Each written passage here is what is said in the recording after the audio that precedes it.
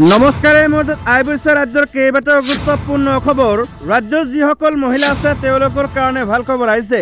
আত্মসহায়ক গোটৰ মহিলাৰ বেংক একাউণ্টত অতি শীঘ্ৰে সোমাব 10,000কৈ টকা। লগতে কিছুমান মহিলাৰ বেংক একাউণ্টত ইতিমধ্যে 10,000কৈ টকা সোমাইছে। আপোনাৰো সোমাইছে নেকি গোটৰ 10,000কৈ টকা? কমেণ্টত জনাব।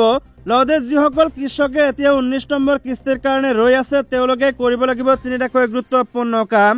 তিনিটা কাম কৰিলে লাভ কৰিব 13,000 পৰা 14,000কৈ টকা। কৃষকৰ কাৰণে আহিছে কেইবাটাও ডাঙৰ খবৰ। লগতে বাজেটত কৃষকৰ কাৰণে বিত্তমন্ত্ৰী নিৰ্মলা সীতাৰমণে গুৰুত্বপূৰ্ণ মন্তব্য কৰিছে। 3 লাখ টকাৰ পৰা এতিয়া বৃদ্ধি কৰি 5 লাখ টকা পাব কৃষকসকলে। লগতে ৰাজ্যৰ যুৱক যুৱতীসকলৰ কাৰণে মুখ্যমন্ত্ৰী বৃহৎ ঘোষণা কৰিছে। 75,000 যুৱক যুৱতীক অসম চৰকাৰে প্ৰদান কৰিব 1 লাখকৈ টকা। আন কেইবাটাও খবৰ একেলগে জানিব পাৰিব। ভিডিঅ'টো চাই থাকিব।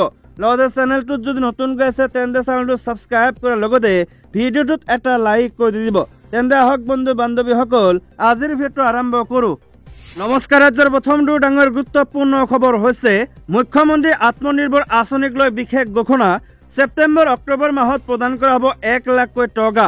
1,62,000 যুৱক যুৱতীয়ে ইতিমধ্যে পঞ্জীয়ন কৰিছে এই আঁচনিৰ বাবে।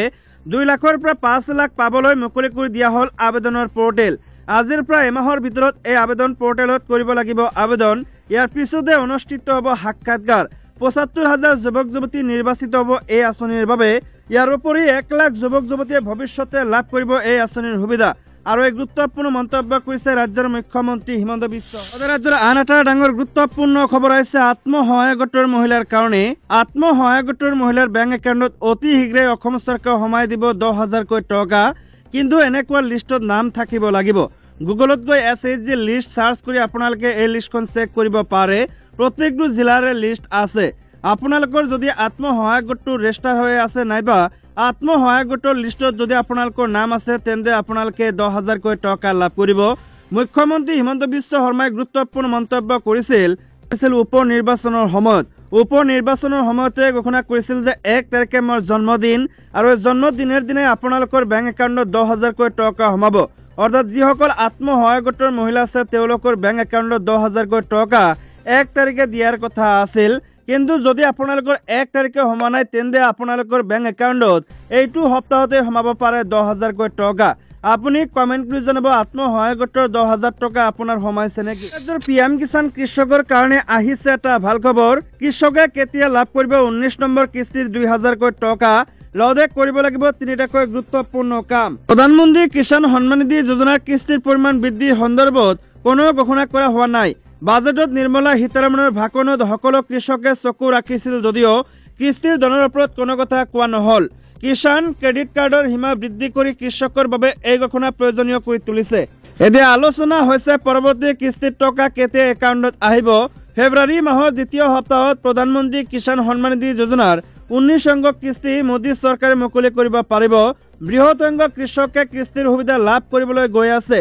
যদি আপুনি কিস্তি ল'ব বিচাৰে তেন্তে প্ৰথমে KYCৰ দৰে কাম আৰু মাটিৰ পৰীক্ষণ কৰিব পাৰিব। 2024 চনৰ 5 অক্টোবৰ তাৰিখে প্ৰধানমন্ত্ৰী কিষাণ সন্মান নিধি যোজনাৰ 2,000 টকাৰ 18তম কিস্তি মোদী চৰকাৰে মুকলি কৰি দিয়ে। এই কিস্তিৰ দ্বাৰা প্ৰায় 9.5 কোটি কৃষক উপকৃত হৈছিল। পৰৱৰ্তী অৰ্থাৎ 19তম কিস্তি 13 ফেব্ৰুৱাৰীৰ ভিতৰত মুকলি হোৱাৰ সম্ভাৱনা আছে। কিস্তিৰ সুবিধা কেৱল সেইসকল কৃষকে লাভ কৰিব যিসকলে চৰকাৰী সকলো কাম সম্পন্ন কৰে। আন এটা ডাঙৰ গুৰুত্বপূৰ্ণ খবৰ হৈছে জাগিৰোডবাসী ৰাইজক দিয়া প্ৰতিশ্ৰুতি অনুসৰি প্ৰতিশ্ৰুতি পালন কৰিলে মন্ত্ৰী পীযুষ হাজৰিকাই। প্ৰতিশ্ৰুতি দিয়া অনুসৰি প্ৰতিশ্ৰুতি পালন কৰিছে মন্ত্ৰী পীযুষ হাজৰিকাই। আজিৰ পৰা 4-3 বছৰ আগত নিৰ্বাচনৰ বতৰৰ সময়ত মন্ত্ৰী পীযুষ হাজৰিকাই জাগিৰোডৰ ৰাইজক 3টা প্ৰতিশ্ৰুতি দিছিল। জাগিৰোড সমষ্টিৰ লাহৰীঘাটত 14 কিলোমিটাৰ মথাউৰি নাছিল। তেওঁৰ প্ৰথম প্ৰতিশ্ৰুতি আছিল যে তেওঁ যদি বিধায়ক নিৰ্বাচিত হয় তেন্তে লাহৰীঘাটৰ সেই মথাউৰি নিৰ্মাণ কৰি দিব। মথাউৰি নথকাৰ বাবে সেইফালেৰে গোটেই পানী মৰিগাঁও লাহৰীঘাট জাগিৰোডলৈকে সোমাই আহিছিল। তেওঁ আৰু কয় যে মৰিগাঁও জিলা আছিল অসমৰ এখন অতি বান বিধ্বস্ত জিলাৰ অন্যতম জিলা। মন্ত্ৰীগৰাকীৰ দ্বিতীয়টো প্ৰতিশ্ৰুতি আছিল যে জাগিৰোড ভকতগাঁৱত এখন মেডিকেল কলেজ নিৰ্মাণ কৰা। এতিয়া সেই কামটো হৈ গ'ল। জাগিৰোডবাসী ভকতগাঁৱৰ পৰা 7 কিলোমিটাৰ দূৰত মেডিকেল কলেজৰ কাম পূৰ্ণগতিত চলি আছে। আজি জাগি ভকতগাঁৱত মুখ্যমন্ত্ৰী ডক্টৰ হিমন্ত বিশ্ব শৰ্মাই আজি শুভ উদ্বোধন দলং উদ্বোধনী অনুষ্ঠানত উপস্থিত থাকি মন্ত্ৰী পীযুষ হাজৰিকাই সাংবাদিকৰ আগত তেওঁ দিয়া প্ৰতিশ্ৰুতি কিদৰে পালন কৰিছে সেই সন্দৰ্ভত ব্যাখ্যা দাঙি ধৰে। তেওঁ আৰু কয় যে মই বহুত বেছি প্ৰতিশ্ৰুতি দিয়া নাছিলো, মাত্ৰ 3টা প্ৰতিশ্ৰুতি দিছিলো আৰু সেই 3টা প্ৰতিশ্ৰুতি পালন কৰিছো। লাহৰীঘাটত 14 কিলোমিটাৰ মথাউৰি নিৰ্মাণ, জাগি ভকত গাঁৱৰ পৰা 7 কিলোমিটাৰ দূৰত মেডিকেল কলেজ আৰু জাগি ভকত গাঁৱৰ দলং নিৰ্মাণ কৰা সেই 3টা প্ৰতিশ্ৰুতিৰ কথা তেওঁ দোহাৰে। কয় যে জাগি ভকত গাঁৱৰ দলংখন বহুদিনীয়া সমস্যা, ইয়াত এখন সিংগল লাইনৰ দলং আছিল আৰু দলংখন সম্পূৰ্ণ নহয়, গতিকে জাগি ভকত গাঁৱৰে দলংখন নিৰ্মাণ কৰাৰ প্ৰতিশ্ৰুতি দিছিল। মন্ত্ৰীগৰাকীয়ে সাংবাদিকৰ আগত কয় যে আচলতে এই কাম মই কৰা নাই, এয়া সম্ভৱ হৈছে মুখ্যমন্ত্ৰী ডক্টৰ হিমন্ত বিশ্ব শৰ্মা ডাঙৰীয়াৰ কাৰণে। পৰৱৰ্তী সময়ত ডক্টৰ হিমন্ত বিশ্ব শৰ্মা অসমৰ মুখ্যমন্ত্ৰী হল আৰু 3.5 বছৰৰ ভিতৰত 3টা সমস্যা সমাধান হ'ল। এটা ডাঙৰ গুৰুত্বপূৰ্ণ খবৰ হৈছে বিত্তমন্ত্ৰীৰ বাজেট দাখিলৰ পাছতে প্ৰশংসা প্ৰধানমন্ত্ৰী নৰেন্দ্ৰ মোদীৰ সকলো ভাৰতীয়ৰ স্বপ্ন পূৰণ কৰা বাজেট আখ্যা। শনিবাৰে কেন্দ্ৰীয় বিত্তমন্ত্ৰী নিৰ্মলা সীতাৰমণে দাখিল কৰে চলিত বিত্তীয় বৰ্ষৰ কেন্দ্ৰীয় বাজেট। বিত্তমন্ত্ৰীৰ বাজেট ভাষণৰ পাছতে প্ৰতিক্ৰিয়া ব্যক্ত কৰে দেশৰ প্ৰধানমন্ত্ৰী নৰেন্দ্ৰ মোদীয়ে।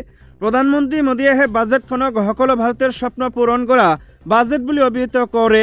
প্ৰধানমন্ত্ৰী নৰেন্দ্ৰ মোদীয়ে বিত্তমন্ত্ৰী নিৰ্মলা সীতাৰমণৰ বাজেট 2025ক প্ৰশংসা কৰি কয় যে কৰ গাঁথনিত অনা শিথিলতাই মধ্যবিত্ত শ্ৰেণী আৰু বেতনভোগী কৰ্মচাৰীসকলক ডাঙৰ সুবিধা প্ৰদান কৰিব। লগতে তেওঁ কয় যে এইবাৰৰ বাজেট 14 কোটি ভাৰতীয়ৰ আশা পূৰণৰ বাবে গুৰুত্বপূৰ্ণ। এই সন্দৰ্ভত দেশবাসীক সম্বোধন কৰি প্ৰধানমন্ত্ৰীগৰাকীয়ে কয় যে কৰ কৰ্তনৰ ঘোষণাই মধ্যবিত্ত শ্ৰেণী আৰু কৰ্মচাৰীসকলক যথেষ্ট সুবিধা প্ৰদান কৰিব। প্ৰধানমন্ত্ৰীয়ে লগতে কয় যে বাজেটত বছৰি 12 লাখ টকা পৰ্যন্ত আয়কৰ ৰেহাই দিয়া হৈছে। সকলো আয় গোটৰ বাবে কৰ হ্ৰাস কৰা হৈছে। এই সিদ্ধান্তৰ বাবে মধ্যবিত্ত শ্ৰেণীৰ বৃহৎ লাভ হ'ব। কৰ কৰ্তনৰ উপৰিও বাজেটৰ অন্যান্য দিশৰ কথাও উল্লেখ কৰে মোদীয়ে। তেওঁ আৰু কয় যে বাজেট সঞ্চয়, বিনিয়োগ, ব্যয় আৰু অৰ্থনৈতিক বৃদ্ধিৰ বাবে গুৰুত্বপূৰ্ণ। তেওঁ আৰু কয় যে বাজেট জনতাৰ বাজেটৰ বাবে বিত্তমন্ত্ৰী নিৰ্মলা সীতাৰমণ আৰু তেওঁৰ সমগ্ৰ টীমটোক অভিনন্দন দিব বিচাৰিছো। আন এটা ডাঙৰ গুৰুত্বপূৰ্ণ খবৰ, বাজেটত কিহৰ দাম কমিল, কিহৰ দাম বাঢ়িল, মধ্যবিত্তৰ বাবে ডাঙৰ ঘোষণা বিত্তমন্ত্ৰীৰ। বিত্তমন্ত্ৰী নিৰ্মলা সীতাৰমণে দাখিল কৰিলে সাধাৰণ বাজেটত মধ্যবিত্তৰ বাবে ডাঙৰ সকাহ, সাধাৰণ জনতাৰ বাবে ডাঙৰ ঘোষণা। বাজেটত বিত্তমন্ত্ৰী নিৰ্মলা সীতাৰমণে কয় যে ভাৰতত প্ৰস্তুত কৰা কাপোৰ, মোবাইল আৰু চামৰাৰ সামগ্ৰীৰ দাম হ্ৰাস পাব। দাম কমিব LED আৰু স্মাৰ্ট টিভিৰ, মোবাইল আৰু ইলেক্ট্ৰনিক গাড়ীৰ দাম হ্ৰাস পাব। 36 বিধ ঔষধৰ আবকাৰী শুল্ক হ্ৰাস পাব। লগতে কেঞ্চাৰৰ ৰোগীৰ বাবে বাজেটত ডাঙৰ ঘোষণা কৰা হৈছে। কেঞ্চাৰ ৰোগীৰ বাবে প্ৰয়োজনীয় 36 বিধ ঔষধৰ বুনিয়াদী সীমা শুল্ক সম্পূৰ্ণৰূপে ৰেহাই দিয়াৰ ঘোষণা, অৰ্থাৎ কেঞ্চাৰৰ ঔষধৰ দাম হ্ৰাস পাব। আয়কৰক লৈ বিত্তমন্ত্ৰীয়ে ডাঙৰ ঘোষণা কৰে বাজেটত। এতিয়া 12 লাখ টকা আয়ত কোনো ধৰণৰ আয়কৰ দিব নালাগে। আয়কৰ ৰিটাৰ্ণ ফাইল কৰাৰ সময়সীমা 2 বছৰৰ পৰা বৃদ্ধি কৰি 4 বছৰ কৰা হৈছে। এতিয়া 12 লাখ টকাৰ আয়ত কোনো ধৰণৰ কৰ দিব নালাগে, অৰ্থাৎ 1 লাখ টকাৰ মাহিলী উপাৰ্জনত কৰ দিব নালাগে।